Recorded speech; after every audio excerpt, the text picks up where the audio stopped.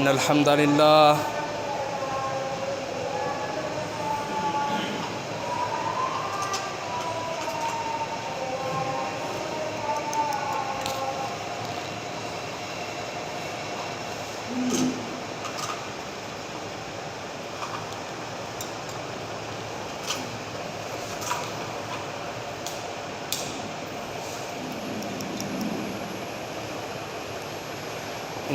لله إن الحمد لله نحمده ونستعينه ونستغفره ونعوذ بالله من شرور أنفسنا ومن سيئات أعمالنا من يهده الله فلا مضل له ومن يضلل فلا هادي له وأشهد أن لا إله إلا الله وحده لا شريك له وأشهد أن محمدًا عبده ورسوله أرسله بالحق بشيرا ونذيرا بين يدي الساعة من يطع الله ورسوله فقد رشد ومن يعص الله ورسوله فقد غوى فإنه لا يضر إلا نفسه ولا يضر الله شيئا نسأل الله ربنا تبارك وتعالى أن يجعلنا ممن يطيعه ويطيع رسوله ويتبع رضوانه ويجتنب سخطه فإنما نحن به وله يا أيها الذين آمنوا اتقوا الله حق تقاته ولا تموتن إلا وأنتم مسلمون يا أيها الناس اتقوا ربكم الذي خلقكم من نفس واحدة وخلق منها زوجها وبث منهما رجالا كثيرا ونساء واتقوا الله الذي تساءلون به والأرحام إن الله كان عليكم رقيبا يا أيها الذين آمنوا اتقوا الله وقولوا قولا سديدا يصلح لكم أعمالكم ويغفر لكم ذنوبكم ومن يطع الله ورسوله فقد فاز فوزا عظيما أما بعد فإن خير الحديث كتاب الله وخير الهدي هدي محمد وشر الأمور محدثاتها وكل محدثة بدعة وكل بدعة ضلالة وكل ضلالة في النار فقال الله تبارك وتعالى في القرآن المجيد يا أيها الذين آمنوا كتب عليكم الصيام كما كتب على الذين من قبلكم لعلكم تتقون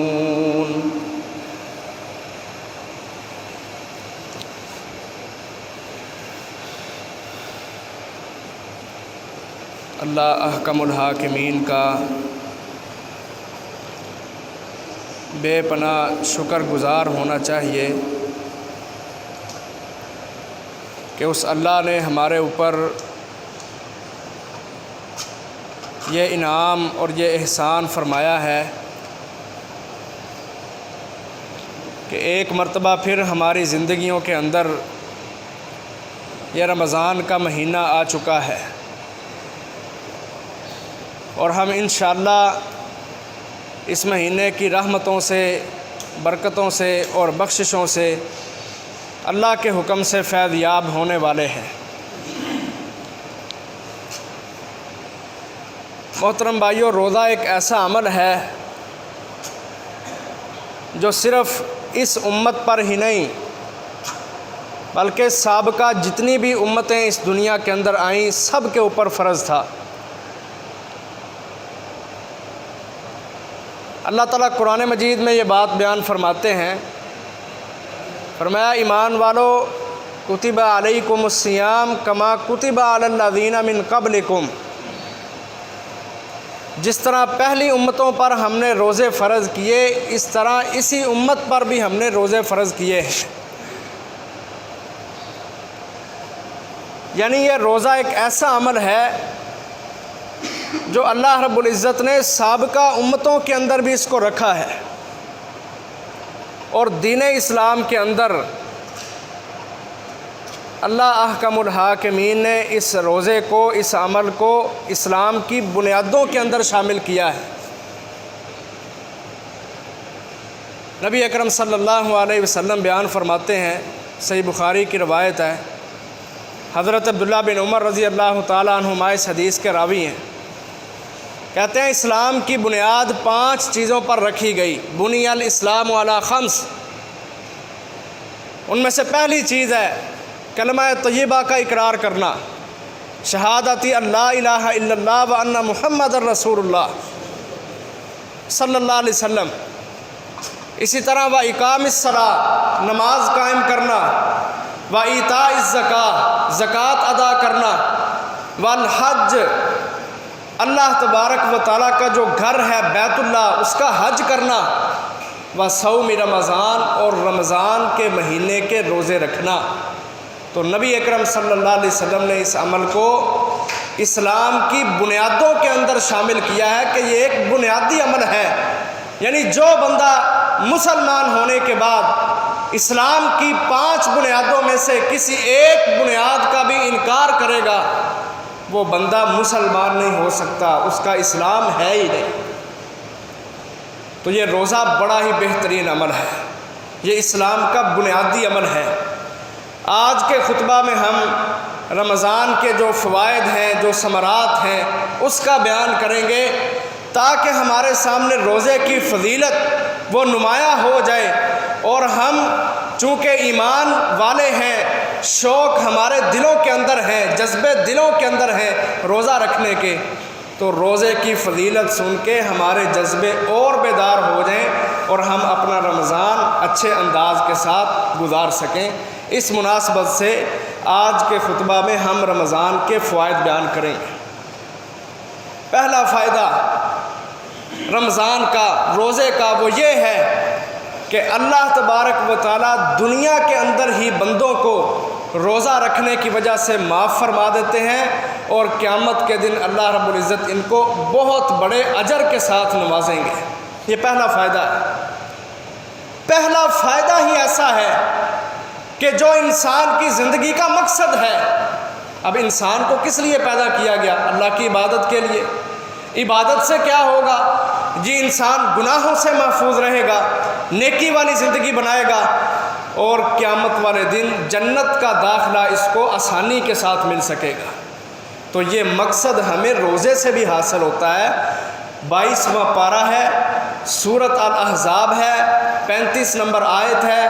اللہ تبارک و تعالیٰ بیان کرتے ہیں، والصائمین والصائمات والحافظین فروجہم والحافظات والذاکرین اللہ کثیرا والذاکرات اعد اللہ لہم مغفرۃ واجرا عظیما۔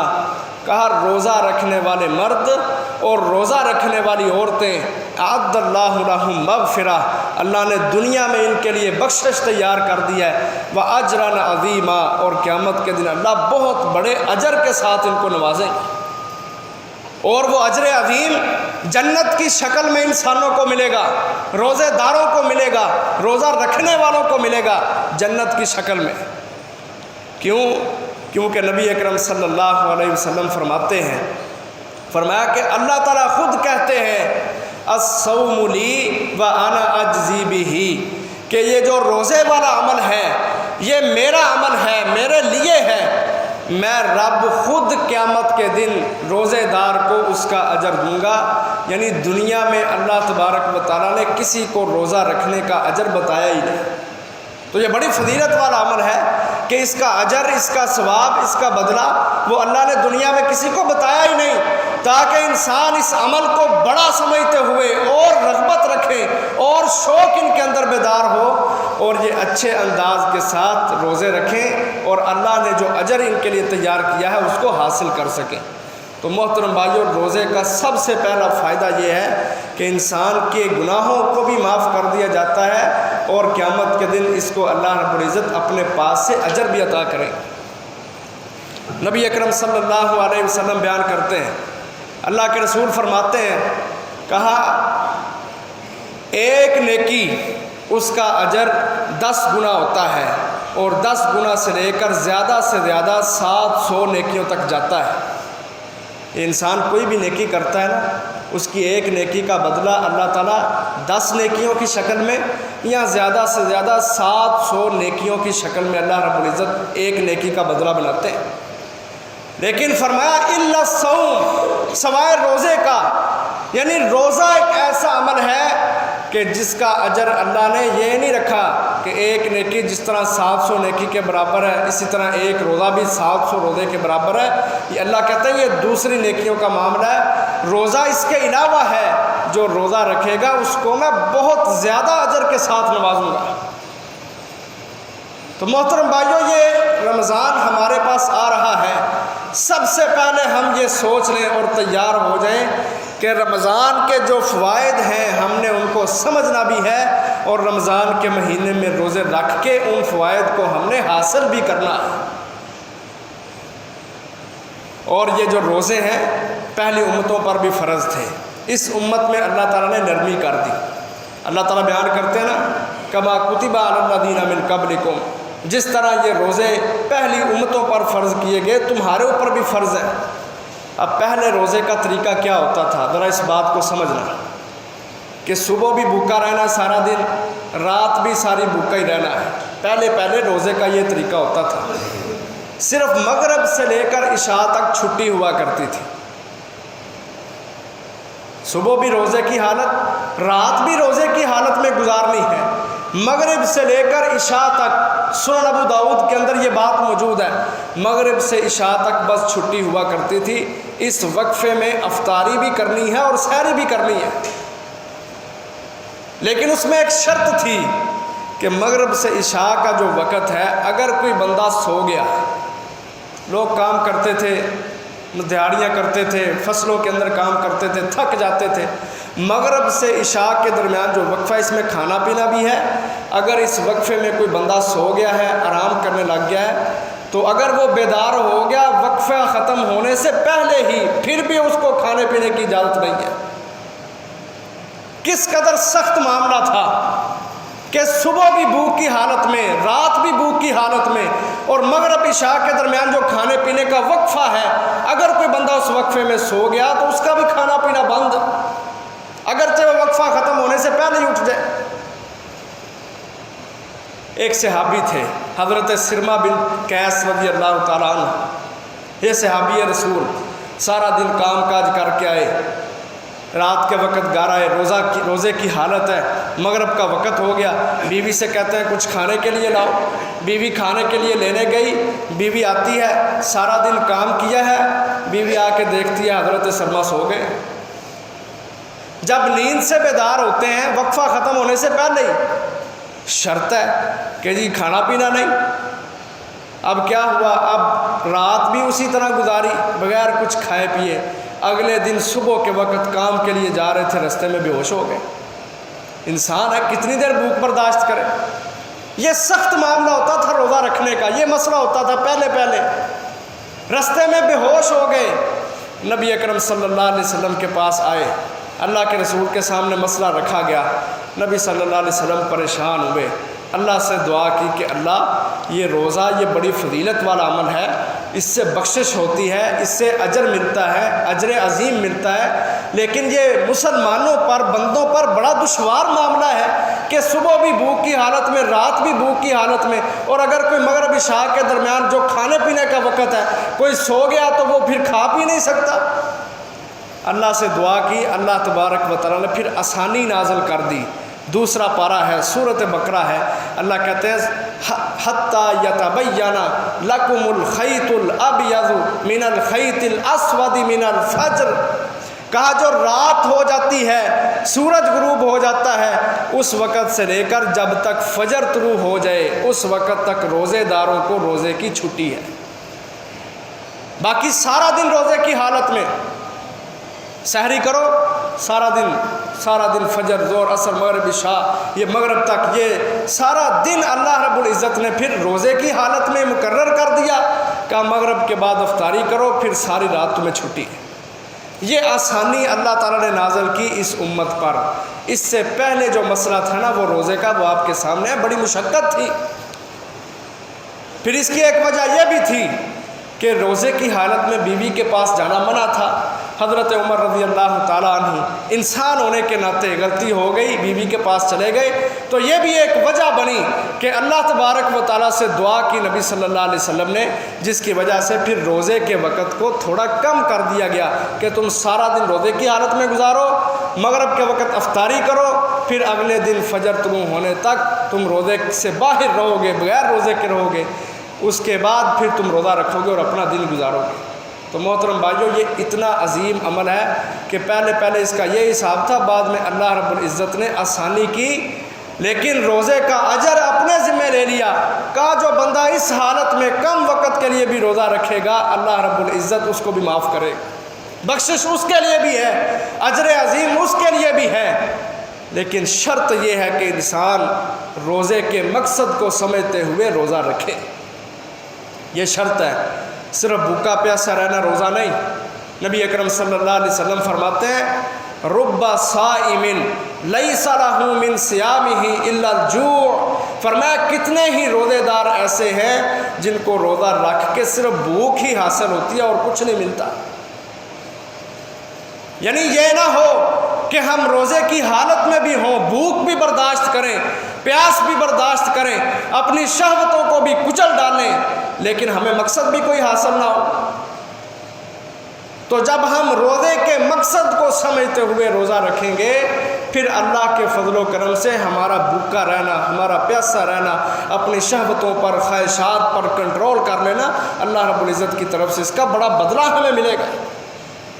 تو روزے کے مقصد کو سمجھتے ہوئے ہم روزہ رکھیں تو پہلا فائدہ روزے کا یہ کہ انسان کو دنیا میں بھی معاف کیا جاتا ہے، کل قیامت کے دن اس کے لیے اجر عظیم تیار کیا ہے، اور ایسا اجر ہے کہ اللہ نے بس وضاحت کی وہ اجر عظیم ہے، وہ بتایا نہیں کہ وہ کون سا اجر ہے۔ لیکن محدثین جو حدیثیں لکھنے والے تھے، حدیثیں پڑھنے والے تھے، حدیثیں پڑھانے والے تھے، انہوں نے ساری احادیث کو سامنے رکھ کے ایک نچوڑ نکالا ہے اپنے خیال کے مطابق۔ کہتے ہیں یہ اجر ہو سکتا ہے، کیا اللہ نے نہیں بتایا، محمد صلی اللہ علیہ وسلم نے نہیں بتایا، صرف نشاندہی ہوئی ہے۔ محدثین نے اپنی بات کی کہ ہو سکتا ہے روزے دار کو یہ بھی اجر ملے۔ وہ کیا ہے؟ حدیث میں موجود ہے، نبی اکرم صلی اللہ علیہ وسلم فرماتے ہیں قیامت کے دن ایک بندے کو لایا جائے گا، ایک بندہ اس کو لایا جائے گا، اس کے بارے میں فیصلہ ہو جائے گا یہ بندہ جنتی ہے، لیکن کچھ لوگ آ جائیں گے، ایک کہے گا اللہ اس نے مجھے گالی دی، ایک کہے گا اللہ اس نے مجھے مارا، ایک کہے گا اللہ اس نے میری زمین پہ قبضہ کیا، اس نے فلانے وقت میں میری بے عزتی کی، آج انصاف کا دن ہے، ہمیں انصاف چاہیے۔ فرمایا قیامت والے دن درہم و دینار نہیں ہوں گے کہ جس سے اس بندے کو بدلہ دیا جائے، اللہ تعالیٰ اس بندے کے سالے عمل اس بندے کو دینا شروع کر دیں گے۔ صالح عمل، نیک عمل، نماز، حج، زکوٰۃ، جہاد، والدین کی خدمت، چھوٹے بڑے کا ادب و احترام، یہ سارے بڑے بڑے صالح اعمال یہ اس بندے کو دیے جانے شروع ہو جائیں گے۔ فرمایا اس کے سارے عمل ختم ہو جائیں گے، لیکن جو لوگ ہیں جن کے حق مارے ہوئے، جن کی بے عزتی کی ہے، جن کو گالی گلوچ کیا ہے، وہ لوگ ابھی ختم نہیں ہوئے، وہ کھڑے ہیں کہ اللہ ہمیں بدلہ لے کے دو۔ تو محدثین کہتے ہیں اس حدیث کے مطابق کہ اللہ تعالیٰ اس بندے کے سارے عمل دے دیں گے ان بندوں کو، ایک عمل اللہ تعالیٰ اس بندے کے پلڑے میں رہنے دیں گے، اور وہ جو عمل ہوگا وہ ہوگا روزہ۔ اس روزے کی وجہ سے یہ بندہ جنت میں چلا جائے گا، وگرنہ اگر روزہ نہ ہوتا تو اس کے سارے عمل تباہ و برباد ہو جاتے، یہ جہنم میں چلا جاتا۔ تو محدثین نے یہ بات کی، کہتے ہیں یہ اجر ہو سکتا ہے کہ اللہ تعالیٰ بندے کے سارے اعمال جس کے حق مارے ہوں گے ان کو دے دے گا، صرف روزہ بچ جائے گا، اللہ تعالیٰ روزہ کسی بندے کو نہیں دے گا۔ کہا اس نے میرے لیے روزہ رکھا، میرے لیے اس نے بھوک پیاس برداشت کی، میں اس کا روزہ کسی کو نہیں دینے والا، اللہ اپنے پاس سے ان کو بدلہ عطا کریں گے، اس کو روزے کی وجہ سے جنت کے اندر بھیج دیں گے۔ یہ ہے روزے کی فضیلت کہ کل قیامت کے دن جس دن کوئی کام نہیں آئے گا بلکہ بندے کے اپنے اعمال جا رہے ہیں، صرف روزہ ہوگا جو بچ جائے گا اور انسان کو بھی بچا لے گا جو اصل مقصد سامنے رکھ کے روزہ رکھا کرتا تھا۔ دوسرا فائدہ نبی اکرم صلی اللہ علیہ وسلم بیان کرتے ہیں، حضرت ابو ہریرہ راوی ہیں، صحیح بخاری کی روایت ہے، کہا من صام رمضان ایمانا واحتسابا، من صام رمضان ایمانا واحتسابا، کہا جس نے رمضان کے روزے رکھے ایمان کی حالت میں اور اپنا احتساب کرتے ہوئے، غفر لہ ما تقدم من ذنبہ، گزشتہ زندگی کے اس کے جتنے گناہ ہوں گے صغیرہ، اللہ تعالیٰ سب گناہوں کو معاف کر دے گا۔ لیکن اس میں شرطیں لگائی، 2 شرطیں، ایمان کی حالت میں اور احتساب کی حالت میں۔ ایمان کی حالت سے کیا مراد ہے کہ بندہ اپنا ایمان اس کو بڑھانے کے لیے، ایمان میں اضافے کے لیے روزہ رکھے۔ یہ شرط اللہ تعالیٰ نے کیوں لگائی؟ اللہ اکبر، نبی اکرم صلی اللہ علیہ وسلم کے نبی بننے سے پہلے دنیا کے اوپر بڑی جہالت، زنا و بدکاری عام تھی، لوگوں کے مالوں پہ قبضے کیے جاتے تھے، بیواؤں کو ان کے حق نہیں دیے جاتے تھے، یتیموں کے مال کھا لیے جاتے تھے، چوریاں کی جاتی تھیں، ڈاکے ڈالے جاتے تھے، چھوٹی چھوٹی بچیوں کو زندہ درگور کیا جاتا تھا۔ ایمان نام کی ان کے اندر کوئی چیز ہے ہی نہیں تھی۔ اللہ نے روزے فرض کیے، رمضان کا مہینہ دیا، کہا جو روزہ رکھے گا ایمان لینے کے لیے، جو روزہ رکھے گا اپنا ایمان بہتر بنانے کے لیے، ایمان میں اضافے کے لیے، یعنی جب ایمان ہے ہی نہیں تھا اللہ نے روزہ فرض کر کے شرط لگا دی، جو ایمان مضبوط کرنے کے لیے روزہ رکھے گا اس کے گناہ معاف ہوں گے، تاکہ لوگ جو گمراہیوں کے اندر ہیں، جہالتوں کے اندر ہیں، شرک کے اندر پاگل بنے ہوئے ہیں، اللہ تبارک و تعالیٰ کے ساتھ شریک بناتے ہیں، لوگوں کے اوپر ظلم کرتے ہیں، دنیا پہ ظلم ہے، اتنا ظلم کہ اللہ کہتے ہیں کنتم علی شفا حفرۃ من النار، لوگ جہنم کے گڑھے کے بالکل کنارے پہ کھڑے تھے۔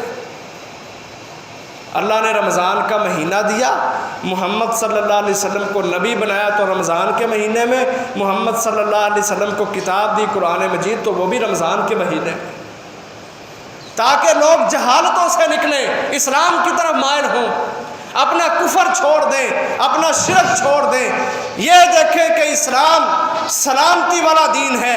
جو بندہ اسلام کو قبول کرتے ہوئے اور اسلام کے بنیادی عمل روزے کو رکھتے ہوئے اپنے ایمان میں اضافہ کرواتا ہے، اس کا شرک، اس کے گناہ، بچیوں کو زندہ درگور کرنا، ڈاکے ڈالنا، یتیموں کے مال کھا جانا، اللہ تعالیٰ سب کچھ معاف کر دے گا۔ غفر لہ ما تقدم من ذنبہ، اس کی گزشتہ زندگی کے سارے گناہ معاف ہو جائیں۔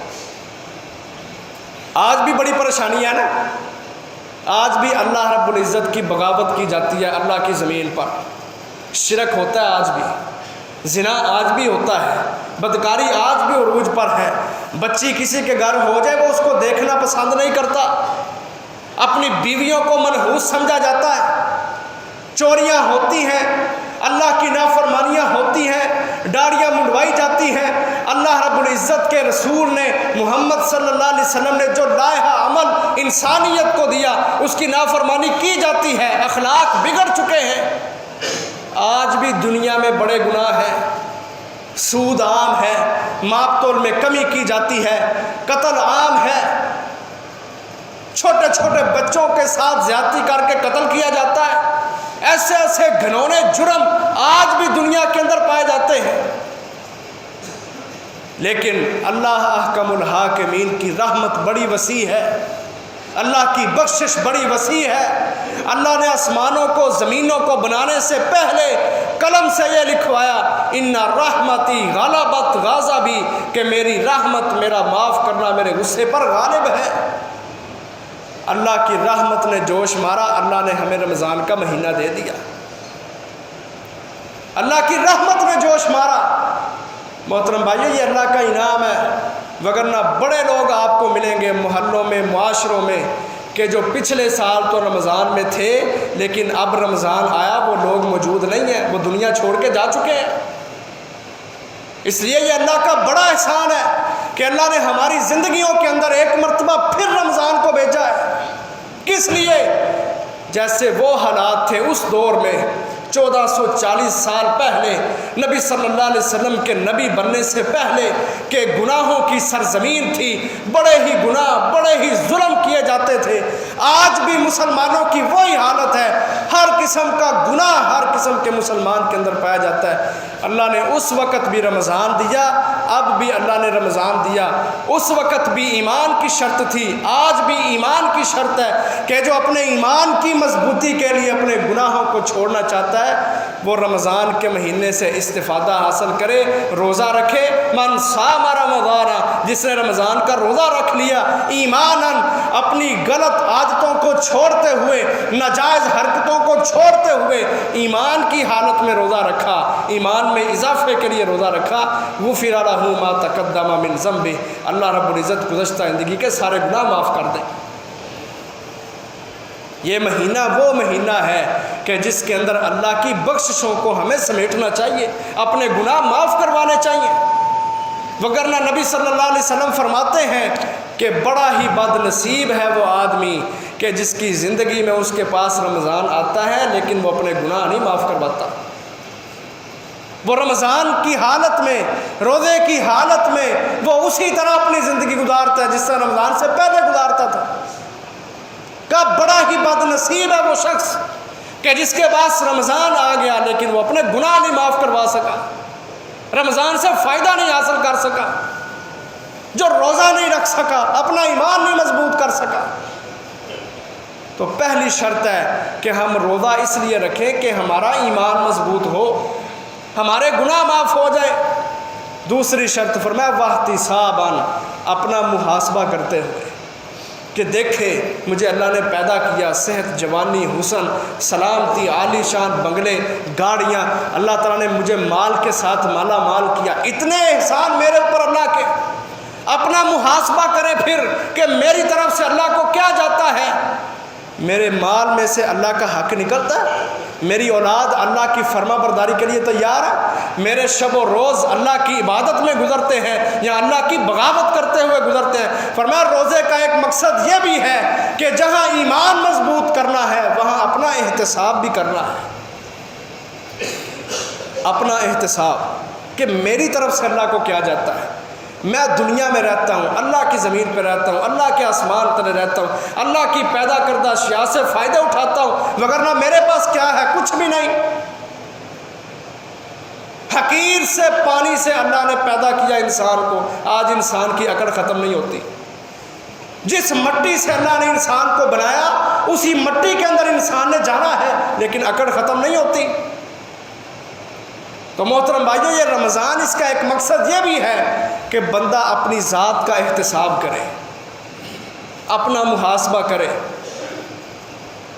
کہ میں کیا کرتا ہوں، میری نمازیں کیسی ہیں، میرے حج جمرے کیسے ہوئے، میرا مال کس طرف جا رہا ہے، میری کمائی حلال کی ہے یا حرام کی ہے۔ اپنا احتساب یہ رمضان کا ایک بہت بڑا مقصد ہے۔ نبی صلی اللہ علیہ وسلم فرمایا من صام رمضان ایماناً واحتساباً، جو ان دو شرطوں پر پورا اترے گا اس کے گناہ معاف ہوں گے، جو ان شرائط پہ پورا نہیں اترے گا اس کے گناہ معاف نہیں ہوں گے۔ شرطیں کیا ہے کہ اپنا ایمان مضبوط کرنے کے لیے، اور دوسری شرط اپنا محاسبہ کرنے کے لیے، اپنا احتساب کرنے کے لیے کہ میں کیا کرتا رہا اور میں نے اس رمضان میں اپنے آپ کو کیسے سنوارنا ہے، کیسے بہتر بنانا ہے۔ جب بندہ ان دو شرطوں پہ پورا اتر کے روزہ رکھے گا کہ اس کا ایمان مضبوط ہو، اس کا اپنا احتساب ہو جائے، اللہ کہتے ہیں غفر لہ ما تقدم من ذنبہ، یہ بندہ ہے کہ جس کی گزشتہ زندگی کے جتنی مرضی لمبی زندگی 40-50 سال کی رمضان میں اس نے فائدہ حاصل کیا، وہ 50-60 سال کے اللہ سارے گناہ معاف کر دے گا۔ تو دوسرا فائدہ محترم بھائیو یہ ہے کہ ہم اس رمضان میں جو روزہ رکھیں گے وہ اپنے ایمان میں اضافے کے لیے اور اپنا احتساب کرتے ہوئے روزہ رکھیں۔ میں بھوک برداشت کر رہا ہوں کس کے لیے؟ پیاس برداشت کر رہا ہوں کس کے لیے؟ میں سمجھتا ہوں یہ 1 مہینہ پورے سال میں اللہ نے رکھا مسلمان کی ٹریننگ کروانے کے لیے کہ مسلمان اس رمضان سے ٹریننگ حاصل کر، بھوک برداشت کر، پیاس برداشت کرتے ہیں انسان۔ ایک مومن بندہ رمضان میں سارا دن بھوک پیاس برداشت کرتا ہے، اپنی شہوتوں کو مار دیتا ہے، بیوی کے قریب نہیں ہوتا، موبائل کے قریب نہیں جاتا۔ سگریٹ پینے والے لوگ رمضان کی برکت ہوتی ہے، سگریٹ چھوڑ دیتے ہیں، نشے آور چیزوں کی طرف نہیں جاتے۔ اگر ہم 1 مہینہ یہ ٹریننگ کرتے ہیں، بقیہ 11 مہینے ہمیں کیا تکلیف ہوتی ہے کہ ہم ان چیزوں کو برداشت نہیں کر سکتے؟ اور اس 1 مہینے میں اپنی ہر قسم کی خواہش کو چھوڑ کے ہر مسلمان کی سوچ ہوتی ہے یار میں نماز پڑھوں، میں قرآن مجید کی تلاوت کروں، میں رات کو تراویح پڑھوں، تہجد پڑھوں، وطر پڑھوں، اللہ کے سامنے سجدہ ریز ہو جاؤں، کثرت کے ساتھ دعائیں کروں، اس رمضان میں اپنے گناہ معاف کروا لوں۔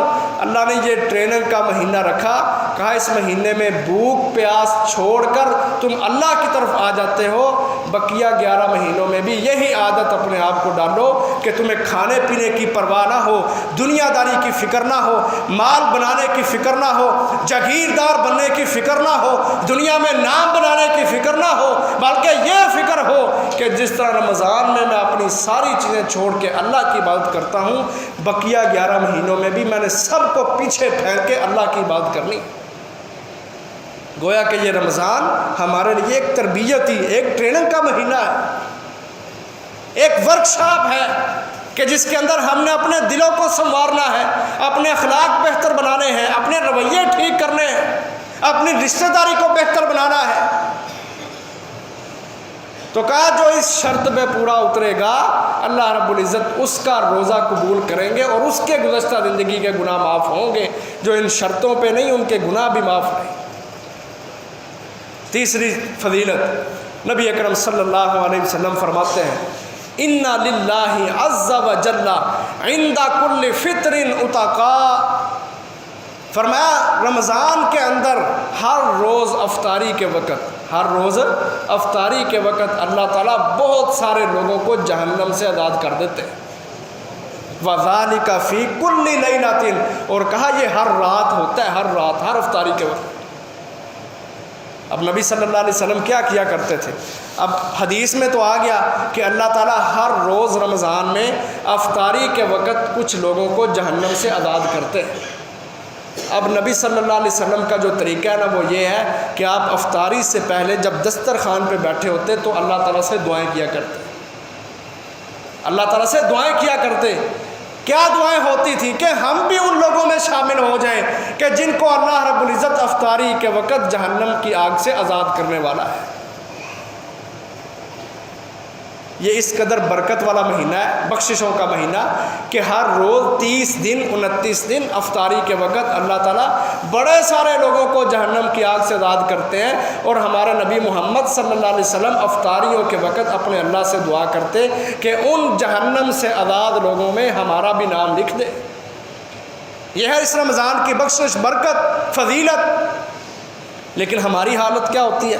ہمیں افطاریوں کے وقت یہ افسوس ہوتا ہے کہ آج میرے دسترخوان پہ یہ بھی چیز نہیں ہے، آج میرے دسترخوان پہ پھل نہیں ہے، آج میرے دسترخوان پہ پکوڑے نہیں ہیں، آج میرے دسترخوان پہ یہ چیز نہیں۔ یعنی انسان کو افطاریوں کے وقت بھی کھانے پینے کی فکر رہتی، اور ہم وہ وقت باتیں کرنے میں کوئی بیوی کو بات کر رہا ہے، کوئی کسی کے ساتھ مذاق کر رہا ہے، دسترخوان لگا ہوا، وہ وقت کے جس وقت میں اللہ جہنم سے لوگوں کو آزاد کر رہے ہوتے ہیں، جس وقت میں ہمیں نمونہ یہ ملا ہمارے نبی سے کہ اللہ سے دعا کر کے اپنے آپ کو جہنم سے آگ سے معاف کروایا کرو، ہم وہ وقت باتوں میں گزار دیتے ہیں، اور جو جہنم کی آزادی ہوتی ہے وہ ہمارے نصیب میں نہیں ہوتی۔ اسی طرح رمضان گزر جاتا ہے۔ تو ہم نے یہ عادت بھی اپنے آپ کو ڈالنا ہے کہ رمضان میں ہر روز افطاری کے وقت دسترخوان پہ بیٹھے ہوں، ہم اپنے اللہ سے دعا کرتے ہوں کہ اللہ جن لوگوں کو تیرے نبی نے فرمایا کہ افطاری کے وقت جہنم سے آزاد کیا جاتا ہے، ان لوگوں میں ہمیں بھی شامل فرما دو۔ اللہ تعالیٰ ہمیں ان لوگوں میں شامل فرمائے۔ لیکن محترم بھائیوں، عمل کی ضرورت ہے کہ ہم اس وقت میں اللہ سے دعا کر لیں، نہ کہ ہمیں کھانے پینے کی فکر ہو۔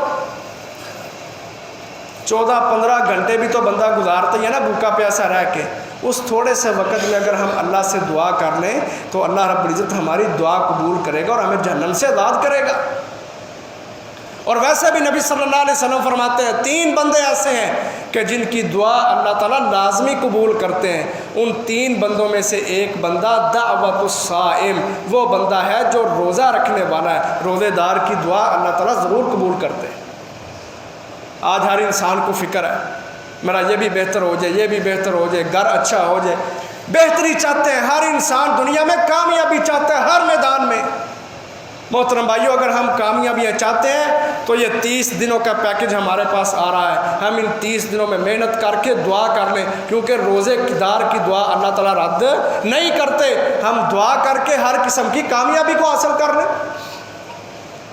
تو تیسرا فائدہ یہ ہے اس رمضان میں، اس روزے میں، کہ اللہ تبارک و تعالی ہر افطاری کے وقت بہت سارے لوگوں کو جہنم سے آزاد کر دیتے ہیں۔ ابن ماجہ کی یہ روایت ہے، حضرت ابو امامہ الباہلی رضی اللہ عنہ اس حدیث کے راوی ہیں۔ تو ہمیں بھی اس چیز کو سامنے رکھتے ہوئے ہر روز افطاری کے وقت دعا کرنا ہے انشاءاللہ۔ چوتھا فائدہ اس رمضان کا، نبی اکرم صلی اللہ علیہ وسلم روزے دار آدمی سے دیکھو پیار کتنا ہے، روزے دار بندے سے پیار کتنا ہے۔ کہا بندہ روزہ رکھتا ہے نا، سارا دن بھوکا رہتا ہے، عصر کے وقت جا کے چونکہ معدہ خالی ہوتا ہے تو منہ سے بدبو آنا شروع ہو جاتی ہے، منہ سے بدبو آنا شروع ہو جاتی ہے معدہ خالی ہونے کی وجہ سے۔ فرمایا اللہ تبارک و تعالیٰ کو روزے دار بندے سے اتنا پیار ہے، فرمایا والذی نفس محمد بیدہ لخلوف فم الصائم اطیب عند اللہ من ریح المسک۔ فرمایا بھوکا پیاسا رہنے کی وجہ سے جو روزے دار آدمی کے معدے سے بدبو آتی ہے، اللہ کو وہ بدبو خوشبو سے، کستوری سے بھی زیادہ پسند اور زیادہ عزیز ہوتی ہے۔ یعنی روزے دار بندہ، اس کے منہ کی بدبو سے بھی اللہ تعالیٰ کو اتنا پیار ہے کہ اللہ کہتے ہیں دنیا کی بہترین خوشبوؤں میں سے بہترین خوشبو کستوری ہے، اللہ کو کستوری سے بھی زیادہ خوشبو وہ اچھی لگتی ہے جو روزے دار کے منہ سے نکلتی ہے بدبو کی صورت میں۔ لیکن بڑے نوجوان ہمیں ایسے ملیں گے جو روزہ نہیں رکھیں گے۔ آج بڑے لوگ ہیں، بہانے بنایا لوگوں نے، کوئی کسی کو تھوڑی سی بیماری لگ گئی، جی اللہ نے قرآن میں کہا جو بیمار ہے وہ فدیہ دے دے، لہذا میں فدیہ دے دوں گا، مجھے روزہ رکھنے کی کیا ضرورت ہے۔ محترم بھائی، جو قرآن میں اللہ تعالیٰ نے بات کی ہے نا، فمن کان منکم مریضا او علی سفر فعدۃ من ایام اخر، کہ مسافر کو اللہ نے رخصت دی اور بیمار کو اللہ نے رخصت دی۔ بیمار سے مراد وہ بیمار ہے جو دائمی بیمار ہے، یعنی جس کی بیماری ہمیشہ کے لیے ہے۔ وہ بندہ جو اگلے رمضان تک ٹھیک نہیں ہو سکتا، وہ بندہ ہے جو فدیہ دے گا۔ جو عارضی بیمار ہے، عارضی بیمار، وقتی طور پہ بخار چڑھ گیا ہے، وہ 2-4 دن روزہ نہیں رکھ سکا بخار کی وجہ سے، اس کو حکم ہے کہ وہ بعد میں قضا دے گا۔ فعدۃ من ایام اخر، روزہ رکھ کے قضا دے گا۔ یہ جو ہم نے بہانے بنائے، جس طرح بھوک پیاس برداشت نہیں ہوتی اور تھوڑی سی سر درد آئی، جی مجھے بخار چڑھ گیا میں فدیہ دے دوں گا، محترم بھائی یہ کوئی مسئلہ نہیں۔ مسئلہ اس بندے کے لیے ہے جو دائمی بیمار ہے، یعنی جو اگلے رمضان تک ٹھیک ہی نہیں ہو سکتا، وہ فدیہ دے گا، ایک مسکین کو کھانا کھلائے یا 30 دنوں کے لیے کسی مسکین کے گھر میں راشن ڈال دے۔ یہ عارضی بیمار جو لوگ ہیں، ان کے لیے مسئلہ یہ ہے کہ یہ لوگ بعد میں قضا دیں گے، وہ روزہ رکھیں گے، کوئی فدیہ نہیں چلے گا ان کا۔ لیکن آج افسوس کی بات ہے کہ لوگ مسئلے کی طرف نہیں آئیں گے. لوگ صرف یہ مجھ سے بھوک برداشت نہیں ہوتی، پیاس برداشت نہیں ہوتی، معمولی بیماریوں پر روزے چھوڑے بیٹھے اور جان بوجھ کے جو فدیہ دے دیا بس ہمارا روزہ پورا ہو گیا. یاد رکھو اس طرح کوئی روزہ پورا نہیں ہوتا. یہ کبیرہ گناہ ہے کہ بندہ جان بوجھ کے روزہ چھوڑتا ہے. نبی اکرم صلی اللہ علیہ وسلم نے نفرت کا اظہار کیا ان لوگوں سے جو جان بوجھ کے روزے چھوڑتے. لیکن آج اس معاشرے کا المیہ ہے 11 مہینے لوگ کھاتے رہتے ہیں. آج کھا کھا کے لوگوں کے معدے خراب ہیں. ایسا ہی ہے نہیں؟ کھا کے لوگ بیمار ہیں اور پھر ٹھیک ہونے کے لیے کہتے ہیں کوئی کھانے والی چیز بتائی جائے. ذرا حساب لگاؤ لوگوں کا، کھا کے بیمار ہیں پھر تندرست ہونے کے لیے بھی کہتے ہیں کوئی کھانے والی چیز بتائی جائے. اور اللہ نے رمضان دیا، یہ سائنس تحقیق کرتی ہے. نبی اکرم صلی اللہ علیہ وسلم کی باتوں پہ جو 1400 سال پہلے وہ کہہ گئے آج سائنس کو سمجھ آتی ہے. وہ کہتے ہیں وہ بندہ جو روزہ رکھتا ہے اس کو کبھی کینسر نہیں ہوتا. وہ بندہ جو روزہ رکھتا ہے اس کو کبھی کینسر نہیں ہوتا. انہوں نے اپنی تحقیق کی کہ جی پورے سال میں بندہ 25-26 دن اگر روزہ رکھے یعنی دن کے وقت بھوکا رہے، بہت تھوڑا کھانا کھائے، اس بندے کو کبھی کینسر نہیں ہوتا، اس کو بلڈ پریشر نہیں ہوتا، وہ شوگر کا مریض نہیں ہوتا. یہ سائنس تحقیقات کر رہی ہے. پھر کسی کو سمجھ آیا کہ یہ سائنس آج کہہ رہی ہے کہ پورے سال میں 360 دنوں میں بندہ 25-26 دن کچھ نہ کھائے پیے تو اس کو بیماریاں نہیں لگتی. پھر ان کو سمجھ آئی کہ یہ سارے نبیوں کے سردار، ساری امتوں کے امام جناب محمد الرسول اللہ صلی اللہ علیہ وسلم نے رمضان کے روزے رکھوا دیے اللہ سے کہ رمضان کے روزے رکھو. یعنی جو بندہ پورے سال میں 1 مہینہ روزے رکھتا ہے، 30 دن بھوک پیاس برداشت کرتا ہے، کوئی بیماری اللہ کے فضل و کرم سے اس بندے کے قریب نہیں جاتی. آج پڑھو دنیا کو کہ وہ فوائد طبی حوالے سے، جسمانی حوالے سے جو 1400 سال پہلے ہمیں ہمارے نبی نے بتا دیے، آج دنیا کے ڈاکٹر، دنیا کی سائنس اس مقام پہ پہنچ رہی ہے اور وہ بڑی تیزی کے ساتھ اسلام کو قبول کر رہے ہیں. اسلام کی حقانیت، اسلام کا سچا ہونا ان کے سامنے واضح ہو رہا ہے ان کی اپنی تحقیقات سے، سائنس سے. یہ ہے مقصد روزے کا کہ محترم بھائیو روزے کی حالت، اس سے تمہاری بیماریاں دور ہو جائیں گی. لیکن آج نوجوان ہیں روزہ نہیں رکھتے، نہر پہ جا کے بیٹھ جائیں گے، لوگوں سے چھپ جائیں گے، دکانیں بند نہیں ہوتی، یہ روڈ پہ لگے ہوتے ہیں سردائی والے، وہ ارد گرد وہ لگا لیتے ہیں، تمبو کناتے لگا لیتے ہیں جی کوئی آئے گا اس کو چھپ کے یہاں پلائیں گے. جان بوجھ کے نوجوان روزے چھوڑتے ہیں، جان بوجھ کے لوگ روزہ رکھنا پسند ہی نہیں کرتے. محترم بھائیو اللہ کے عذاب سے ڈر جاؤ، اللہ کی ناراضگی سے بچ جاؤ. وہ لوگ بھی دنیا میں موجود تھے جو فرعون تھے، قارون تھے، نمرود تھے، جو بڑے سرکش تھے. بڑی قومیں اس دنیا کے اندر آئیں، لوط کی قوم، سمود، اسی طرح ہود علیہ السلام کی قوم، شعیب علیہ السلام کی قوم. بڑی قومیں دنیا میں آئیں جنہوں نے اللہ سے ٹکر لینا چاہی، اللہ کی بغاوت کی، اللہ کی نافرمانی کی. دنیا میں اللہ کے بھیجے ہوئے انبیاء کو انہوں نے مذاق بنایا، ان کی دعوتوں کو رد کیا، اللہ نے نیست و نابود کر دیا، تباہ و برباد کر کے رکھ دیا. آج ان کا کوئی بندہ ملتا کسی کو؟ لیکن اللہ نے نشان چھوڑ دیے. آج ان کے گھروں کے کھنڈرات موجود ہیں، ان کے محلوں کے کھنڈرات موجود ہیں.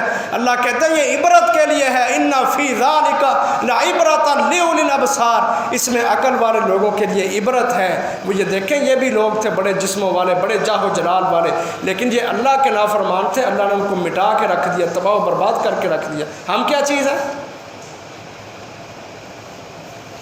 5ویں چیز نبی اکرم صلی اللہ علیہ وسلم روزے کی فضیلت بیان کرتے ہوئے فرماتے ہیں، فرمایا للصائم فرحتان، روزے دار بندے کو اللہ تعالیٰ 2 خوشیاں دیتا ہے.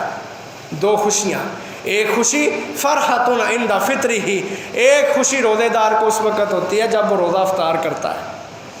عصر کے بعد چہرے مرجھا جاتے ہیں، لوگ لیٹ جاتے ہیں، سو جاتے ہیں، پیٹ میں درد ہے، فلانا مسئلہ، روزہ بڑا لگ رہا ہے، بڑا شدید ہے، آج گرمی بڑی سخت ہے، سر پہ کپڑا رکھو، نہر پہ نہانے چلے جاؤ، ٹیوبل پہ چلے جاؤ. یہ چیزیں لوگوں میں. اللہ کہتا ہے پھر جب وہ روزہ کھولتا ہے اس کو بڑی خوشی محسوس ہوتی ہے. کہا یہ اللہ کی طرف سے ہے کہ اللہ روزے دار کو اس کی افطاری کے وقت خوشی دیتا ہے, اس کے چہرے پہ مسکراہٹ آ جاتی ہے, اس کی طبیعت حشاش بشاش ہو جاتی ہے. اور وَفَرْحَةٌ عِنْدَ لِقَاءِ رَبِّهِ, ایک خوشی روزے دار کو اس وقت ملے گی جب وہ قیامت کے دن اپنے رب سے, اپنے مالک سے ملاقات کرے گا. یعنی وہ بندہ جو روزے دار ہے, دو خوشیاں اس کو ملتی ہیں, ایک خوشی افطاری کے وقت اور ایک خوشی جب وہ اپنے رب سے ملے گا کل قیامت کے دن, اس وقت ملے گی. یعنی ہر حالت میں اللہ رب العزت ایک روزے دار بندے کو بخشتا بھی ہے, اجر عظیم بھی دیتا ہے, اور دنیا آخرت میں اس کو خوشیاں بھی عطا کرتا ہے. ایک آخری حدیث نبی اکرم صلی اللہ علیہ وسلم فرماتے ہیں روزے کی فضیلت بیان کرتے ہوئے, فرمایا یہ روزہ کل قیامت کے دن اللہ سے جھگڑا کرے گا, اللہ سے لڑائی کرے گا آ کے. فرمایا یہ قرآن اور یہ روزہ کل قیامت کے دن اللہ تبارک و تعالیٰ کے سامنے سفارش کریں گے. روزہ کہے گا, روزہ کہے گا ای ربی, اے میرے رب, منعتہ الطعام والشہوات, میں نے اس بندے کو کھانے سے بھی روکا, پینے سے بھی روکا, شہوتوں سے بھی روکا. اس نے 16-17 گھنٹے بھوک پیاس برداشت کی, اللہ تیرے لیے برداشت کی, اس نے روزہ رکھا. فَشَفِّعْنِی فِیہ, اس بندے کے حوالے سے میری سفارش قبول کر.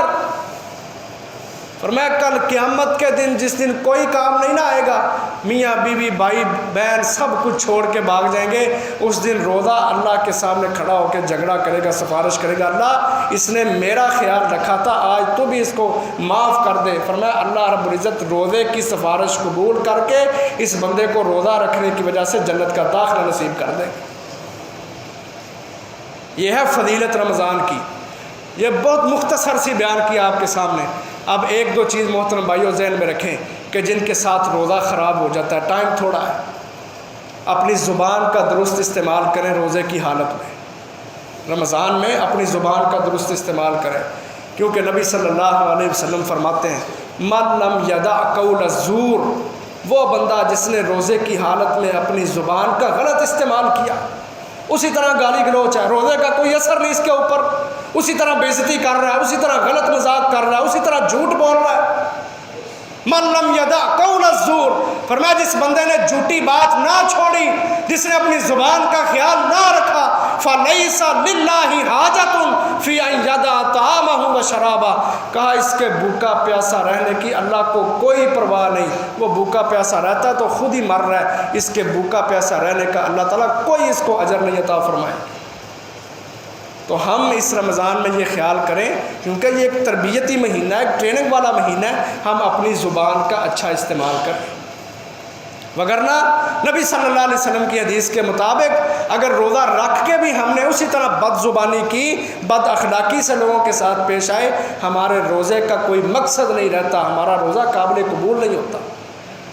اللہ تعالیٰ سے دعا ہے اللہ تعالیٰ ہم سب کو اس رمضان میں زیادہ سے زیادہ اس رمضان کی برکتیں حاصل کرنے کی توفیق دے. اللہ تعالیٰ ہمارے گناہوں کو معاف فرما دے. اللہ تعالیٰ ہمیں تراویح پر عمل کرنا, قیام کرنا, روزہ رکھنا, قرآن مجید کی تلاوت کرنا, زیادہ سے زیادہ دعائیں کرنا, اللہ تعالیٰ ہمیں توفیق عطا فرمائے. اور اللہ ہمیں ان لوگوں میں شامل فرما دے جو افطاری کے وقت اللہ تعالیٰ جہنم سے آزاد کر دیتے ہیں. وآخر دعوانا الحمد للہ رب العالمین.